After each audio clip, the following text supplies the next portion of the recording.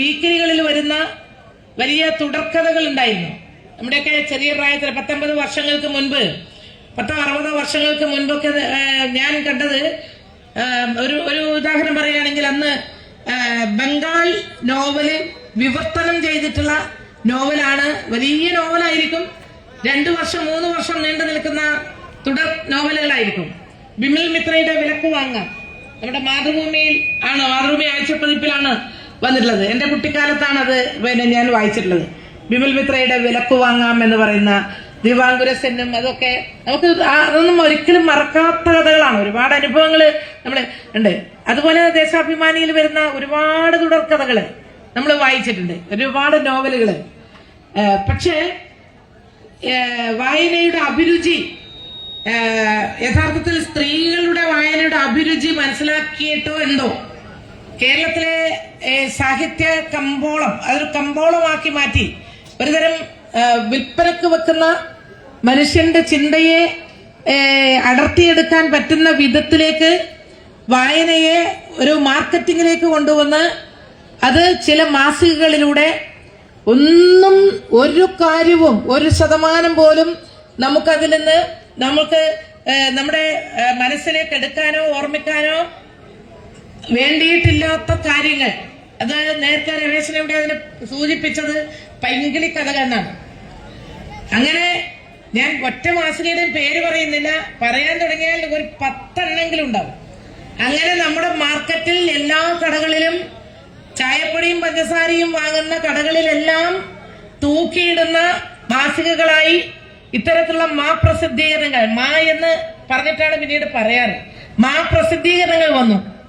അതിലുള്ള കഥകളെല്ലാം തന്നെ ആ കഥകളിൽ അഭിരമിക്കുന്ന കഥകളിൽ വേറെ ഒന്നും കിട്ടാനില്ല, ചിന്തിക്കാനില്ല, അതിനനുസരിച്ച് പ്രതികരിക്കാനുണ്ടാവില്ല, സാമൂഹ്യ യാഥാർത്ഥ്യങ്ങളില്ല, മറ്റൊന്നും ജീവിതവുമായി ബന്ധപ്പെട്ട് നിൽക്കുന്ന ഒരു പ്രശ്നവും അതിലുണ്ടാവില്ല. മറിച്ച് സ്വപ്നലോകത്തിലേക്ക് ഏതോ ഒരു നമുക്കെത്തിച്ചേരാൻ പറ്റാത്ത ഏതോ ഒരു ലോകത്തിലേക്ക് കേരളത്തിലെ പെൺകുട്ടികളെയും സ്ത്രീകളെയും എത്തിക്കത്തക്ക വിധത്തിൽ വളരെ ഇക്കിളി കൂട്ടുന്ന ഒരുപാട് നോവലുകൾ, തുടർക്കഥകൾ, അതൊരു 4 പേജ് കുറച്ച് അശ്ലീലവും എല്ലാം കൂടി ചേർത്ത് എഴുതി കഴിഞ്ഞാൽ അത് നിറയെ അത് തന്നെയായിരിക്കും. കുറച്ച് മനോഹരമായ ചിത്രങ്ങളും അതിലുണ്ടാവും. അല്ല, ചിത്രകാരന്മാർ വളരെ മനോഹരമായ ചിത്രങ്ങളും അതിൽ ഉണ്ടാവും. പിന്നെ അതിനെതിരെ ഇത്തരത്തിലുള്ള പ്രസിദ്ധീകരണങ്ങളാണ് കേരളത്തിലെ നല്ലൊരു ശതമാനം സ്ത്രീകളും വായിക്കുന്നത് എന്ന നിലയിലേക്ക് വന്നു. അതിന് പുരുഷന്മാരും ഒട്ടും കുറവല്ല, അവരും അതിലേക്ക് കയറി വായിക്കാൻ തുടങ്ങി. വായനശാലകളിൽ നിന്ന് പുസ്തകം എടുക്കുകയല്ല, മറിച്ച് ആഴ്ചതോറും വരുന്ന ഈ ആഴ്ചപ്പതിപ്പിലൂടെ കിട്ടുന്ന നോവലുകൾ വായിക്കുക എന്നിടത്തേക്ക് ഒരു ഘട്ടത്തിൽ എത്തിയപ്പോഴാണ് പുരോഗമന പ്രസ്ഥാനങ്ങൾ, പ്രത്യേകിച്ച് യുവജന പ്രസ്ഥാനം ഉൾപ്പെടെ ഒരു തീരുമാനമെടുത്തു. നമുക്ക് മഹാന്മാരായിട്ടുള്ള ഗ്രന്ഥകാരന്മാരുടെ പുസ്തകങ്ങളിൽ നിന്നെല്ലാം നമ്മുടെ മനസ്സ് വേർവിട്ടു പോകുന്നു. ഗ്രന്ഥാലയങ്ങളിൽ പോയി പുസ്തകം എടുക്കുക എന്നതല്ല, പുസ്തകത്തിന് പകരം ആഴ്ചപ്പതിപ്പുകൾ, ഇത്തരത്തിലുള്ള പൈങ്കിളി കഥകൾ പ്രസിദ്ധീകരിക്കുന്ന ആഴ്ചപ്പതിപ്പുകളുടെ എണ്ണം കൂടി വരുന്നു. അത് ചെറിയ പൈസക്ക് ആഴ്ചതോറും കിട്ടും. കൂലി കിട്ടിയാൽ ഉടനെ ചായപ്പൊടി വാങ്ങുമ്പോ ഈ ഒരു പുസ്തകവും വാങ്ങി തോളിൽ വെച്ച് വരുന്ന സ്ഥിതി ഉണ്ടായി. ഇത് വീട്ടിലെത്തിക്കഴിഞ്ഞാലോ അമ്മ അച്ഛനും വായിച്ചു കഴിഞ്ഞ പുസ്തകം അവിടെ ഇട്ട് കഴിഞ്ഞാൽ പഠിക്കേണ്ടുന്ന കുട്ടികളാണെങ്കിൽ പാഠപുസ്തകം പഠിക്കാതെ ഈ പുസ്തകം എടുത്ത് വെക്കുന്നു. ഞാൻ ഇതെങ്ങനെയാണ് കൃത്യമായി മനസ്സിലാക്കിയെന്ന് വെച്ചാൽ, ഞങ്ങൾ ഈ പരീക്ഷയ്ക്ക് സ്കൂളിൽ, രമേശനൊക്കെ പഠിച്ച സ്കൂളാണ് ഞാൻ പഠിപ്പിച്ചത്, നെരുവമ്പ്ര UP സ്കൂളിൽ. ഞങ്ങളെ ഒരു ദിവസം ഒരു 2-3 ഹാളിൽ കുട്ടികള് വെച്ചെഴുതാൻ കൊണ്ടുവന്ന പുസ്തകം എന്താണെന്ന് നോക്കി. സാധാരണ വെച്ചെഴുതാൻ കൊണ്ടുവന്ന പുസ്തകം നല്ല കട്ടിയുള്ള വേറെ എന്തെങ്കിലും ഒക്കെ ആയിരിക്കും. പക്ഷെ ഇടക്കാലത്ത് കുട്ടികള് വെച്ചെഴുതാൻ കൊണ്ടുവരുന്ന പുസ്തകം ഏകദേശം 90% പേരും ഈ പറയുന്ന പ്രസിദ്ധീകരണങ്ങളായിരുന്നു. എന്നിട്ട് ഞങ്ങൾ അതിനെ സംബന്ധിച്ചൊന്ന് പരിശോധിച്ചു. നിങ്ങൾക്ക് എവിടെ നിന്നാണ് ഇത്തരം പുസ്തകങ്ങൾ കിട്ടുന്നത്? അമ്മ വാങ്ങിയതാണ്, അമ്മ വാങ്ങിക്കൊണ്ടിരുന്നതാണ്. എഴുതി കഴിയുന്ന വേഗത്തിൽ അങ്ങ് എഴുതി തീർത്തതിന് ശേഷം പിന്നെയുള്ള സമയം 2 മണിക്കൂർ കഴിഞ്ഞാലല്ലേ നമ്മള് അവരെ വിടൂ. അതിലിടക്കൊന്നും വിടാൻ പോകുന്നില്ല. ഈ 2 മണിക്കൂർ 1.5 മണിക്കൂർ കൊണ്ട് എഴുതി തീർത്തതിന് ശേഷം പിന്നെ ഇതിലെ കഥകൾ വായിക്കുന്ന പണിയായി. ഇത് വളരെയധികം സാംസ്കാരിക രംഗത്ത് വളരെ മൂല്യച്യുതി ഉണ്ടാക്കാൻ പോകുന്നു എന്ന് കൃത്യമായി മനസ്സിലാക്കി കേരളത്തിലെ പുരോഗമന യുവജന പ്രസ്ഥാനം എന്നുള്ള നിലയിൽ അതിശക്തമായിട്ട് ഇടപെട്ടുകൊണ്ട് അത്തരം വൈകല്യ പ്രസിദ്ധീകരണങ്ങളെ ആഴ്ചപ്പതിപ്പ് പരസ്യമായി കത്തിച്ച അവസാനം ഇത് വായിക്കുകയല്ല, മനസ്സിന് ജീർണമേ ഉണ്ടാവുള്ളൂ. മാനസികമായ ജീർണം ബാധിച്ചു പോകും. ഒരു തരത്തിലുള്ള പുരോഗമനവും പുരോഗമന ചിന്താഗതിയും ഒരു കുട്ടിയുടെയും ഒരു പൗരന്റെയും മനസ്സിലുണ്ടാകാൻ പോകുന്നില്ല. പുസ്തകം വായിക്കുന്നതിന് പകരം ഈ വായിച്ചപ്പതിപ്പുകൾ വായിച്ചു കഴിഞ്ഞാൽ യഥാർത്ഥത്തിൽ നമ്മൾ ഉദ്ദേശിക്കുന്നതിനേക്കാൾ ദൂഷ്യം നമ്മുടെ സമൂഹത്തെ ചെയ്യുമെന്ന് മനസ്സിലാക്കിക്കൊണ്ടാണ് അതിശക്തമായിട്ടുള്ളൊരു ക്യാമ്പയിൻ പ്രസിദ്ധീകരണങ്ങൾ വേണ്ട എന്ന രീതിയിലുള്ള പ്രചരണം അത് കൊടുമ്പിരി കൊണ്ടു. അതിനുശേഷം കുറെ കാലം കഴിഞ്ഞപ്പോ ഇതിങ്ങനെ വായിച്ച് അതിന് അഡിക്റ്റ് ആയിപ്പോയി. ഇന്നത്തെ അഡിക്റ്റ് വേറെയാണ്, അന്ന് അഡിക്റ്റ് എന്ന് പറഞ്ഞാൽ ഇതായിരുന്നു ഈ പ്രസിദ്ധീകരണങ്ങൾ വായിക്കുന്നത്. അതിലെ ഈ നമ്മുടെ സഹോദരിമാർ പല ജോലിയും കഴിഞ്ഞ് വരുമ്പോ കടയിൽ തൂക്കിയിട്ടുണ്ടാവും, പരസ്യമായിട്ടില്ല. പിന്നെ പരസ്യമായി തൂക്കിയിടില്ല, കടകളിൽ രഹസ്യമായിട്ട് അതിന്റെ ഉള്ളിൽ വെപ്പായി. അപ്പൊ ചോദിക്കും നമ്മളെ എന്തോ, അപ്പൊ വേഗം അത് എന്നിട്ട് കാണാതെ നമ്മളെ തൊഴിലാളി സ്ത്രീകൾ ഉൾപ്പെടെ ഏത് പാടത്തായാലും പറമ്പത്തായാലും കൺസ്ട്രക്ഷൻ ആയാലും പോയി വരുന്ന സ്ത്രീകൾ ഈ കാണാതെ ഈ ഇതെടുത്ത് ഇതിന്റെ മുണ്ടിൽ പൊതിഞ്ഞ് ഇതിൽ വെച്ചിട്ടാണ് പോവുക.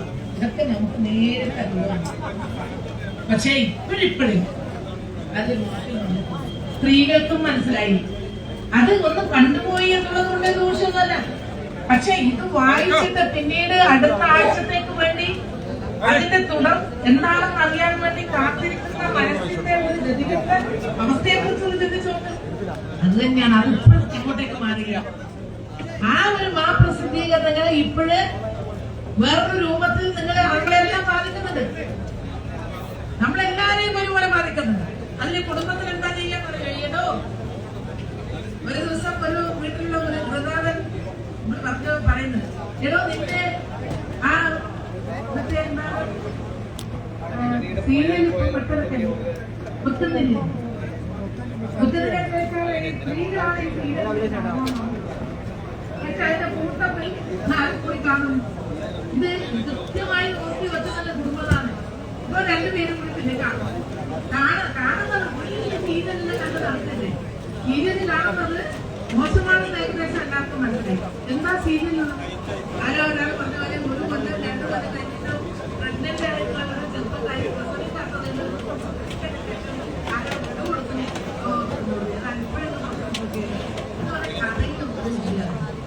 കുറെ കൊലപാതകവും കുറെ ദേഷ്യവും കുറെ കോപവും കുറെ നാട്ടുമാറ്റങ്ങളുടെ വിനോദവും ഇതെല്ലാം കൂടി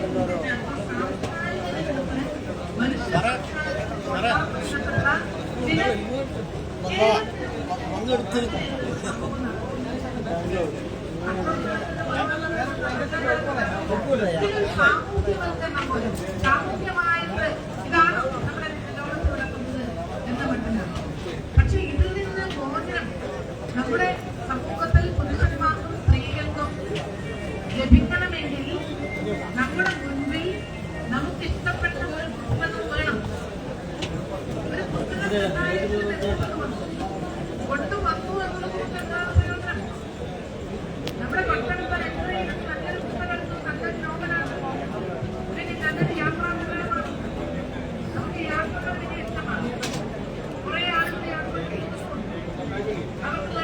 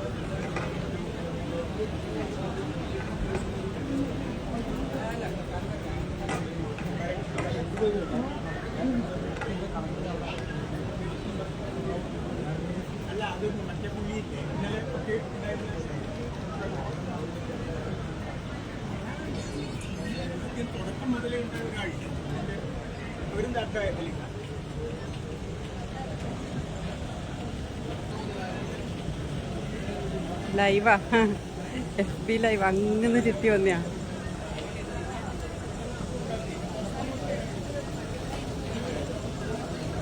ഇതന്നെ പിടിപ്പിക്കുക കേട്ടോ, നമ്മളെയും പിടിപ്പിക്കണം കേട്ടാ.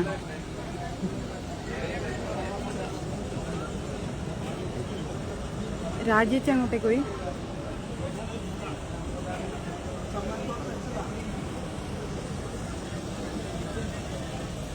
ഇത് ഞാൻ എഴുതി പറഞ്ഞു.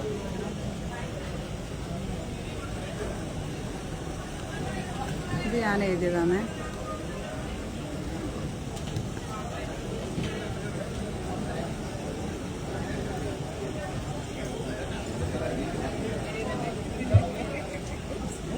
ജാനകി ചേച്ചി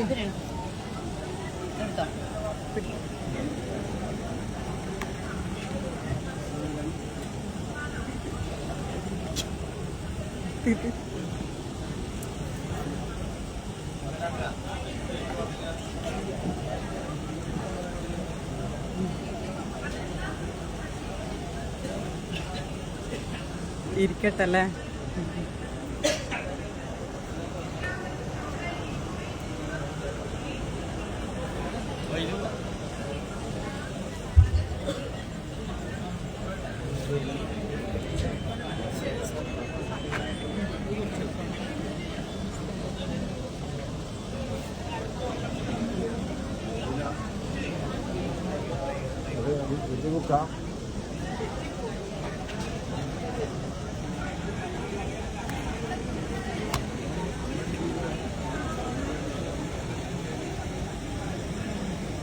ഇങ്ങനെ ആക്കാം.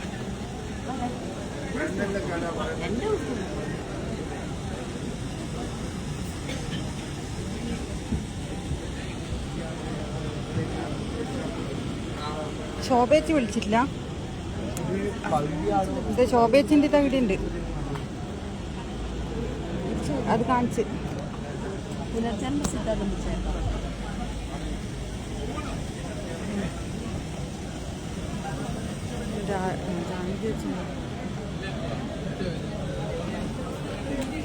ഇല്ല, ഞാനിനി അങ്ങോട്ടേക്ക് എത്തുവനു. ഞാൻ അതിലൂടെ ചുറ്റിട്ട് എത്തിയതാ, ഇനി ഇങ്ങോട്ടേക്ക് എത്തും. അത് FB ലൈവാ, ലൈവ് പോന്നെയാ.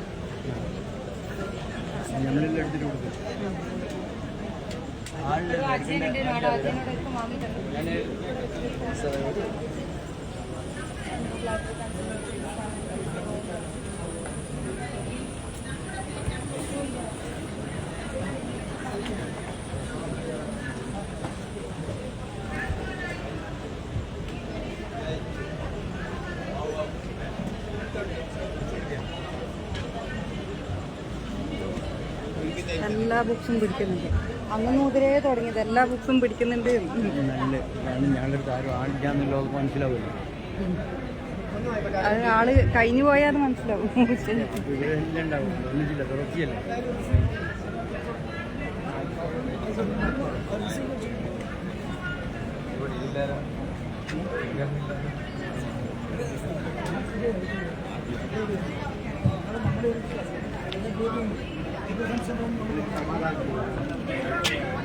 എല്ലാവരും സമാധാനം തന്നെയാണ്.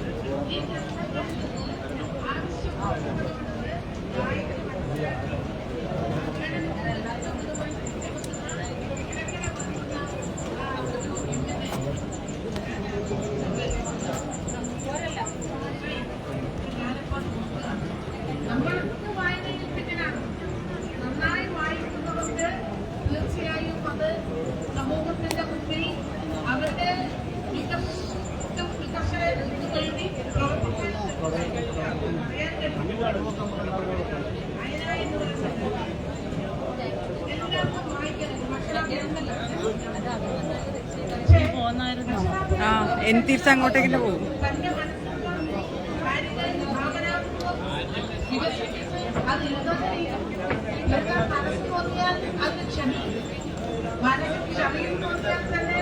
ചിലപ്പോ എഴുതാൻ ഇത് എഴുത്തെന്ന് പറയുന്ന ഒരു തപസ്യയാണ്. അപ്പൊ എഴുത്ത് നമുക്ക് എല്ലാവർക്കും സാധിക്കുന്നുണ്ട്. അത് ജന്മസിദ്ധമായ ചില കഴിവുകളും ഉണ്ട്. തീർച്ചയായും ഞാൻ അങ്ങനെ കലയോട് പറയുന്നത് പോലെ, കലയെ സംബന്ധിച്ച് പറയുന്നത് അങ്ങനെയാണ്. സംഗീതം, ചിത്രം, അതുപോലെ കാര്യങ്ങളെല്ലാം ജന്മസിദ്ധമായിട്ടുള്ള ഒരു കഴിവാണ്. അനൈസർഗികമായ വാസന അതൊരു പ്രത്യേകത. പക്ഷേ ഈ വായന എന്ന് പറയുന്നത് അത് ഈ അക്ഷരം അറിയുന്ന എല്ലാവർക്കും വായിക്കാം. ധാരാളം വായിക്കുന്നവർക്ക്, നല്ല മൂല്യമുള്ള ഗ്രന്ഥങ്ങൾ വായിക്കുന്നവർക്ക് പിന്നീട് എഴുതാനും സാധിക്കും. എഴുതിയില്ലെങ്കിൽ പോലും വായനയിലൂടെ നമ്മുടെ സമൂഹത്തിന്റെ മനസ്സിനെ നമുക്ക് സംസ്കരിച്ചെടുക്കാൻ പറ്റും. നമ്മൾ കഴിഞ്ഞ ഒരു 10 കൊല്ലത്തെ കേരളത്തിന്റെ അനുഭവം എടുത്ത് നോക്കിയാൽ സമൂഹത്തിൽ നടന്നുകൊണ്ടിരിക്കുന്ന അരാജക പ്രവണതകൾ വളരെയേറെ കൂടിയിട്ടുണ്ട്. എന്തുകൊണ്ടാണ് കേരളം പോലുള്ള ഒരു സംസ്ഥാനത്ത് 100% വിദ്യാഭ്യാസവും സാക്ഷരതയുമുള്ള ഈ സംസ്ഥാനത്ത് എന്തുകൊണ്ടാണ് മനുഷ്യത്വത്തിന് പകരം മൃഗീയത കടന്നു വരുന്നത് എന്നുള്ളത് ആലോചിക്കുമ്പോൾ, ഈ മനുഷ്യ സംസ്കാരം എന്നത് നമ്മുടെ മനസ്സിലേക്ക് കയറാൻ തക്ക വിധത്തിലുള്ള പരന്ന ഒരു വായനയിലൂടെ നമുക്ക് കിട്ടുന്ന ആ ഒരു സംസ്കാരം അത് കിട്ടാത്തതുകൊണ്ട് തന്നെയാണ് ഇന്നലത്തെ പത്രത്തിൽ ഞാൻ വായിച്ചു. എറണാകുളത്തെ ഒരു പോലീസ് സ്റ്റേഷന്റെ ഗുണ്ടാ ലിസ്റ്റിൽ, സാധാരണ ഗുണ്ടാന്ന് പറഞ്ഞാൽ പക്ഷേ ആ ഗുണ്ടാ ലിസ്റ്റിൽ, ആ പോലീസ് സ്റ്റേഷന്റെ ഗുണ്ടാ ലിസ്റ്റിൽ ഒരു സ്ത്രീ, ആലോചിച്ച് നോക്ക്, നമ്മുടെ ഈ കാലത്ത് പോലീസ് സ്റ്റേഷന്റെ ഗുണ്ടാ ലിസ്റ്റിൽ ഒരു സ്ത്രീയുടെ പേര്, ചെറുപ്പക്കാരന്റെ പേര് വന്നിരിക്കുന്നു. എന്തെല്ലാം കുഴപ്പങ്ങളാണ് അവിടെ ആ ടൗണിൽ കാണിച്ചു കൂട്ടിയിട്ടെന്ന് പറയാൻ വയ്യ. എങ്ങനെയാണ് ഒരു സ്ത്രീക്ക് ഇങ്ങനെ മാറാൻ സാധിക്കുന്നത്? എങ്ങനെയാണ് സ്ത്രീക്ക് പ്രത്യേക രീതിയിൽ കോഴിക്കോട് നഗരത്തിൽ 2 സ്ത്രീകൾ ചേർന്ന് ചെറിയ പെൺകുട്ടികളെ പലയിടങ്ങളിൽ നിന്നും കൊണ്ടുവന്ന് വ്യാപാരം നടത്തുന്നു? എങ്ങനെയാണ് ഇത് സാധിക്കുന്നത്? എങ്ങനെയാണ് നമ്മുടെ ഈ സംസ്ഥാനത്തെ കുട്ടികളെ ഉൾപ്പെടെ ആക്രമിക്കാനും ഏറ്റവും മോശമായി പെരുമാറാനും സാധിക്കുന്നത്? പുരുഷന്മാരായാലും സ്ത്രീകളായാലും ഇപ്പൊ മനുഷ്യന്റെ സംസ്കാരം എന്ന് പറയുന്നത് മനസ്സിന്റെ സംസ്കാരം, മനുഷ്യ സംസ്കാരം എന്ന് പറയുന്നത് നമ്മുടെ പുറത്ത് കാണുന്ന ആ നല്ല വസ്ത്രധാരണ രീതിയും അല്ലെങ്കിൽ മറ്റേ ശരീരത്തിന്റെ ആകൃതിയും ഒന്നും അല്ല. മനുഷ്യന്റെ സംസ്കാരം എന്ന് പറയുന്നത് മൃഗങ്ങളിൽ നിന്ന് വ്യത്യസ്തമായിട്ടുള്ള ഒരു സംസ്കാരം ആർജിച്ചെടുക്കുക, പരസ്പര സൗഹൃദം, അതുപോലെ സാഹോദര്യം, സ്നേഹം, അതുപോലെ വിട്ടുവീഴ്ച മനോഭാവം, ഇതെല്ലാം വളർത്തിയെടുക്കാൻ നമുക്ക് ധാരാളം അനുഭവങ്ങളിലൂടെ ഒരു പുസ്തകം എഴുതി തയ്യാറാക്കിയ ഒരാൾ ഒരു നോവൽ എഴുതിയിട്ടുണ്ടെങ്കിൽ ആ നോവൽ വായിച്ചാൽ നമുക്ക് സ്വയം ഒരു കൃതാർത്ഥത തോന്നും.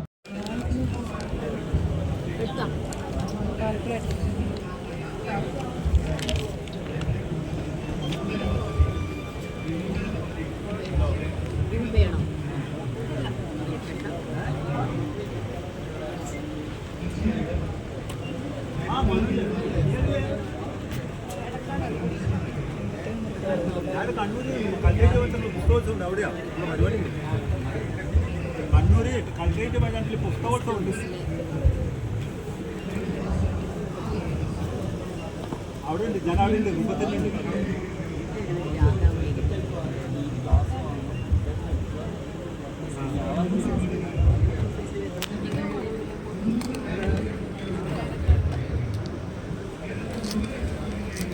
തലശ്ശേരി എനിക്ക് അങ്ങനെ വലിയ അറിയില്ല.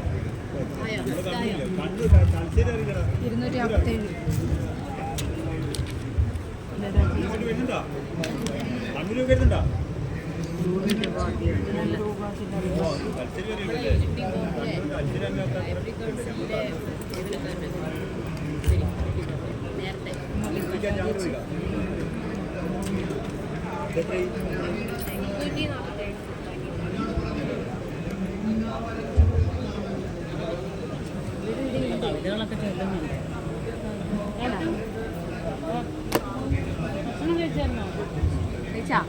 എല്ലാ പുസ്തകവും എടുക്കണേ ഓരോന്ന് കേട്ടോ, എന്നിട്ട് അനുഗ്രഹിക്കും.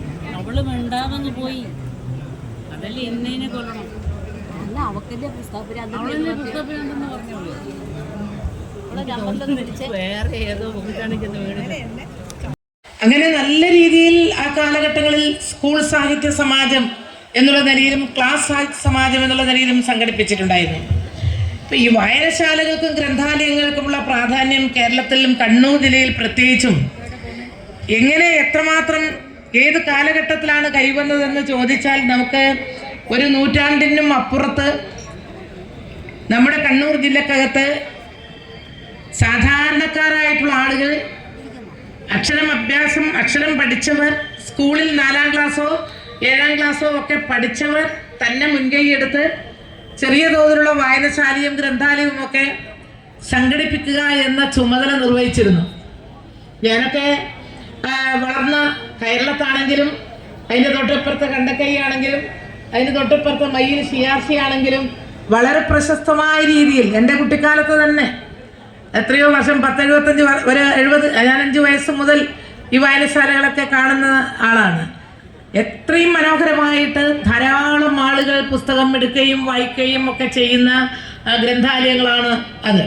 അതിനുശേഷം തന്നെ ഞാൻ വിവാഹം കഴിഞ്ഞ് പഴയങ്ങാടി നെരുവമ്പ്രത്ത് എത്തിയപ്പോഴാണ് ഒരുപക്ഷെ അതിനേക്കാളും മെച്ചപ്പെട്ട നിലയിൽ എന്ന് വേണമെങ്കിൽ പറയാം, അങ്ങനെയാണ് എനിക്ക് തോന്നിയിട്ടുള്ളത്. നെരുവമ്പ്രം ഗാന്ധി സ്മാരക വായനശാല എന്ന് പറയുന്നത് കണ്ണൂർ ജില്ലയിലെ തന്നെ ഏറ്റവും പ്രശസ്തമായ ഒരു ഗ്രന്ഥാലയമാണ്. വായനശാലയിൽ ഞാൻ അതിനു മുൻപ് കയറിയിട്ടില്ല. ഞാൻ കേരളത്തുള്ളപ്പോഴും അല്ലെങ്കിൽ മയ്യിൽ പഠിക്കുമ്പോഴും വായനശാലയിൽ കയറുന്നത് എൻ്റെ അനിയന്മാരായിരുന്നു. അവരാണ് പുസ്തകം എടുത്തുകൊണ്ട് തരിക. കാരണം പെൺകുട്ടികൾ അങ്ങനെ വായനശാലയിൽ കയറി, ആണുങ്ങളൊക്കെ ധാരാളം ഇരിക്കുന്നുണ്ടാവും, വായിക്കുന്നുണ്ടാവും. അതുകൊണ്ട് പെൺകുട്ടികൾ അങ്ങനെ കയറിപ്പോകുന്ന ഒരു സ്ഥാപനമല്ല അന്നത്തെ കാലത്ത് വായനശാല ഗ്രന്ഥാലയം. ഗ്രന്ഥാലയമുണ്ട്, പക്ഷെ പെൺകുട്ടികൾ കയറി പോകാറില്ല എന്നുള്ളതൊരു യാഥാർത്ഥ്യമാണ്.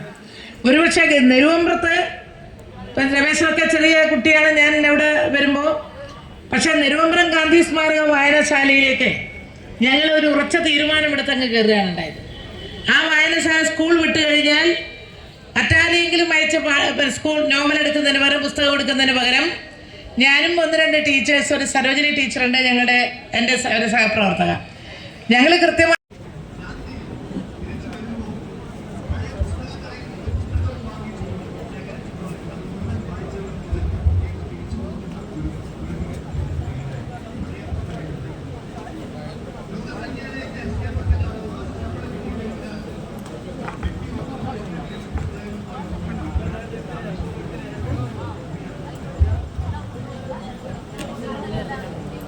പോക്ക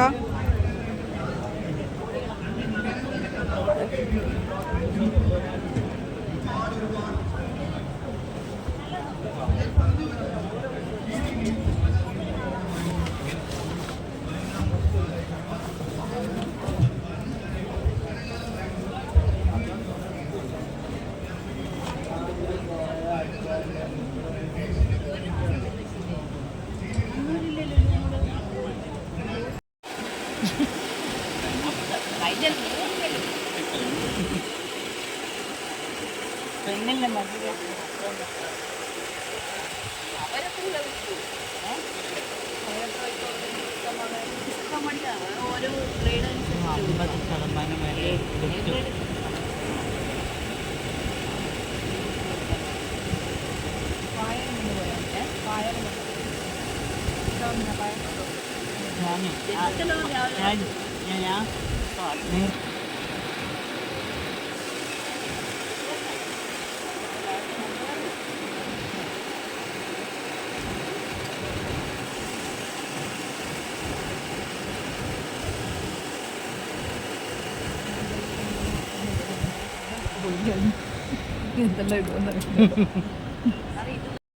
വാങ്ങിയതാണല്ലോ ആ കഴിഞ്ഞത് വാങ്ങിയതാണല്ലോ ഇപ്പൊ ഷാർജയിൽ വെച്ച് പബ്ലിഷ് ചെയ്തല്ലേ ഇത് ആയില്ലല്ലോ ഇത്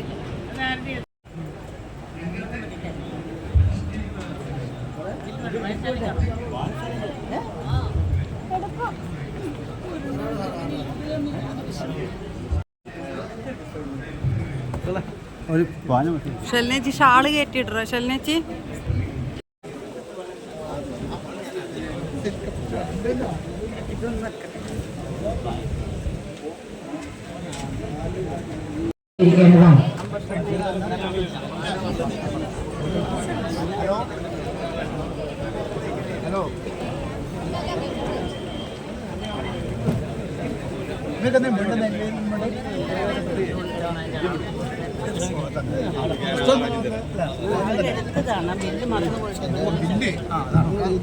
ബില്ലടിക്കുമ്പോൾ അല്ലെങ്കിൽ പുസ്തകം അടിക്കുമ്പോൾ ഈ ബുക്കിൻ്റെ ഒരു പേര് തിരിച്ചു കഴിക്കാനാണെന്നില്ല ഒരു വരി അതിനാണ് നമ്മൾ ഈ വരി നല്ലോണം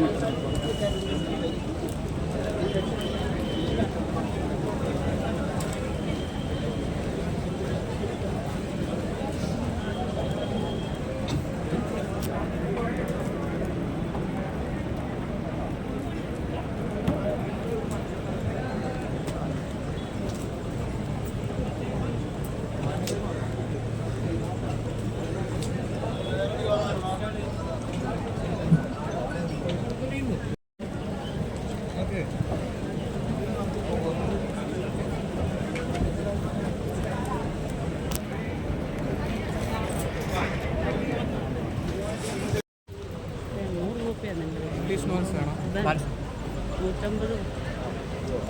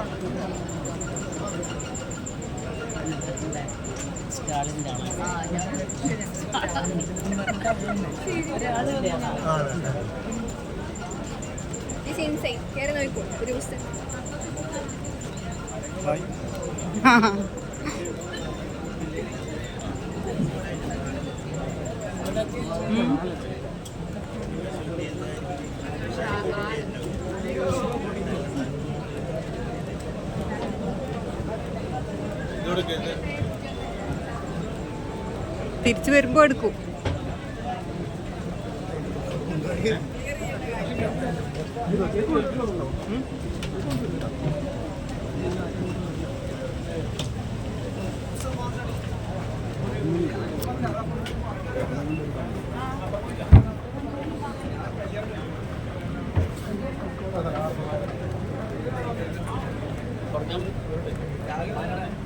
ഇത് അപ്പുറം പോയി ഭക്ഷണം കഴിച്ചിട്ട് സുരേഷിനോട് പറയാൻ പറഞ്ഞു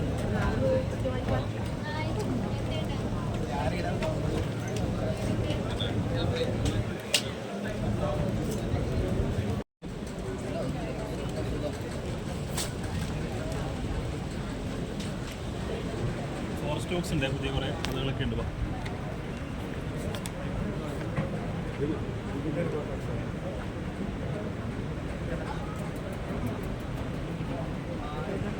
ലിപി നിങ്ങളുണ്ടോ? ടീച്ചറുണ്ടാ? രാവിലെ വന്നിനാ ഇല്ല, ഇപ്പം വരുന്ന വഴി എടുത്തിട്ട് ശല്യ ചങ്ങത്തിയാ ശല്യത്തുണ്ട്. മിനിയച്ചെല്ലാം വരുന്ന വഴിയാ? നമ്മൾ വന്ന് കുറച്ച് ഇല്ല കഴിഞ്ഞില്ല.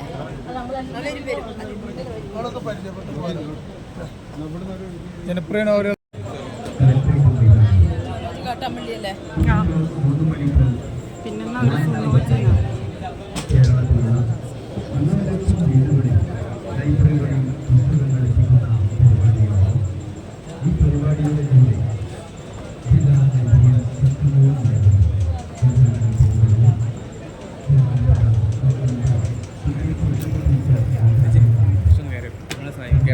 തിരിച്ചു വരുമ്പം കയറും.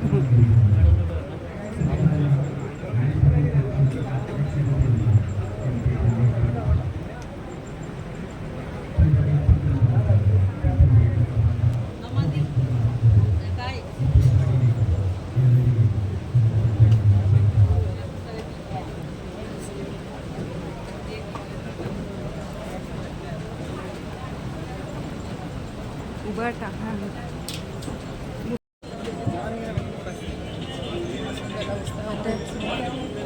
പുസ്തകത്തിൻ്റെ അല്ലേ?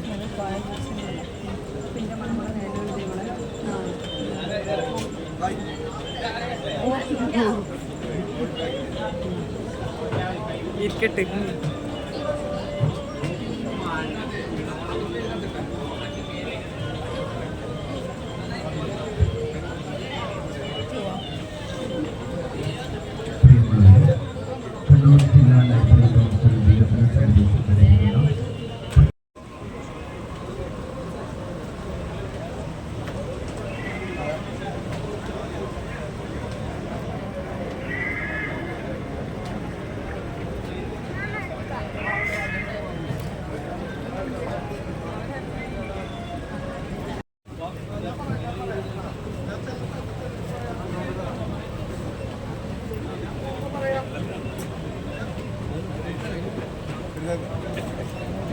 ശല്യ